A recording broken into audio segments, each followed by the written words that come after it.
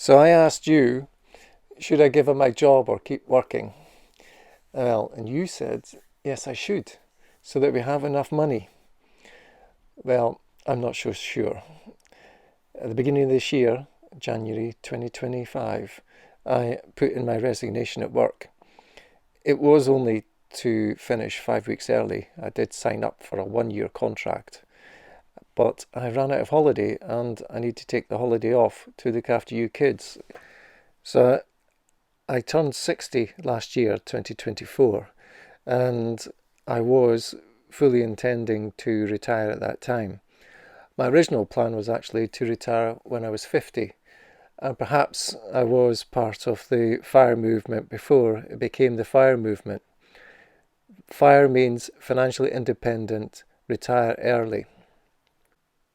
So my original plan was to retire at 50, and I began planning for that as soon as I started work after graduating with my degree.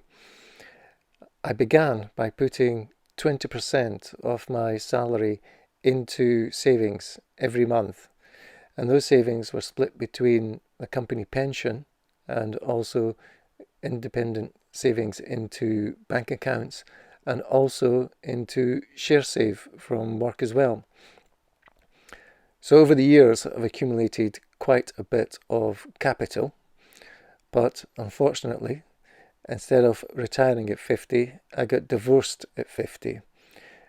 Divorce is probably the worst thing that you can do for retiring early.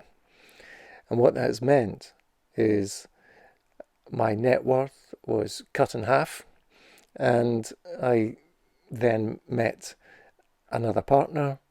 I had 3 kids, and I had to rebuild a life with a new family while trying to build up my retirement savings at the same time, which wasn't really an easy task. But now I've reached 60, I think I am in a position financially that I can actually stop work, and the capital will sort of last not only the rest of my lifetime, but also support the family after I'm dead. If we reduce it at 4% a year, and also if inflation doesn't go completely wild and erode my savings completely. I have been quite cautious with my investments and savings over the last 40 years of my working life. And that's actually a regret that I wasn't more adventurous, that took more risks. I could be a very rich man if I had put my 20% a month into Apple, for example, and just only bought Apple. I would be a multimillionaire by now. But I have looked at why I've got a very low risk appetite for investment and savings. And I think it goes all the way back to the fact that I've lived through a number of bubbles, a number of crashes. Then there was Black Monday in 1987, which I remember. That was just after I'd begun to save for my retirement. It didn't hit me too financially because I didn't have that much savings at the time. I was still early in my career, but psychologically, it did cause some damage and reduce my appetite for risk. Then we had the Black Wednesday in 1992, and that did again reinforce my low risk appetite. But the worst for me was when the FTSE 100 fell by almost 50%, and that was really quite difficult for me. It's even difficult for me to think about now when I saw all the savings that I had almost wiped out. But then that recovered, and I kept putting money into my pension plan, and by 2008 it was looking okay. But then there was the financial crash caused by the banking system collapsing, and that really set me back because came in at a time when I was struggling with my personal life, struggling with work, and that financial crash really did hit me, and I think I lost about 40% of my net worth at that time. So things continue, and then we have the pandemic, and again we saw a big drop in the FTSE, and net worth dropping by 30%. So over the years, I have sort of accumulated sort of an attitude of low risk, diverse portfolio.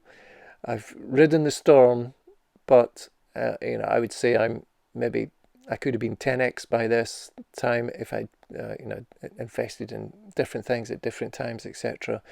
But we are where we are, and I have enough money to say that I'm not rich or wealthy, but enough money to say that I'm financially independent, and that's just come through perseverance.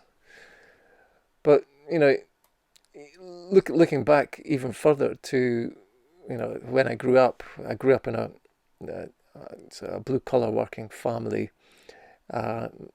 My dad is an alcoholic and spent most of his money and thoughts and time on going to the pub.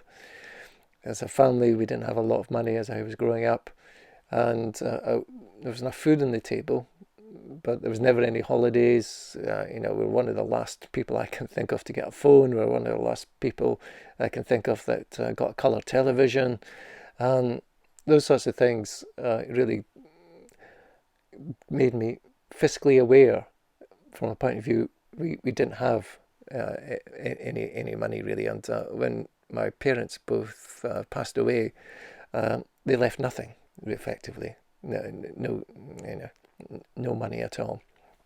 So they were still living day to day, month to month, really throughout their whole lives, and I grew up in that. When I left school, Thatcher government were radically changing the UK economy. 2 million people unemployed, and my whole attitude was at that time, just get a job, just get some income, survive. And I went into computing. I got an internship in computing, and then I was advised that I should go to university, and I did. I got a degree in computing, and I've not been unemployed for 40 years. I've had continuous employment from various employers. Never found it hard to find another job. So from that point of view, I have been fortunate. I've always had an income, at times a very good income, and it's been consistent. And I've had the principle of putting a certain amount, usually 20% away every month. And I think I'm at a point where my savings are probably equal to all the money I've ever earned. So, I think I'm in a very fortunate position right now.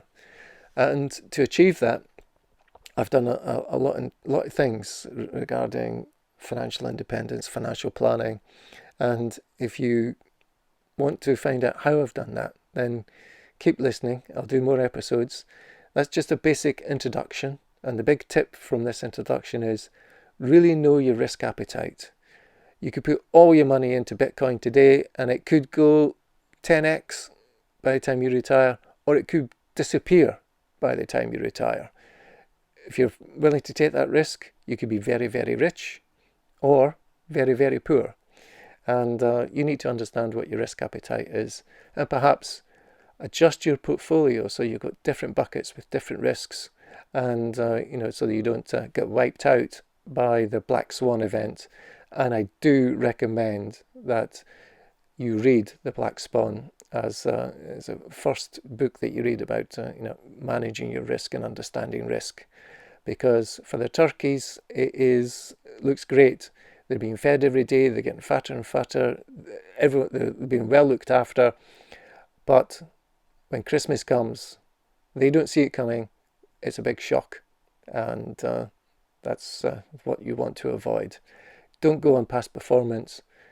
Go on what you can see in the future, and although you can't predict the future, you can take a reasonably educated guess. And the thing is, to get yourself educated enough so that your guesses pan out over time. That's all I'm going to say today. Thank you very much for joining me, and look forward to talking to you next time. Bye-bye.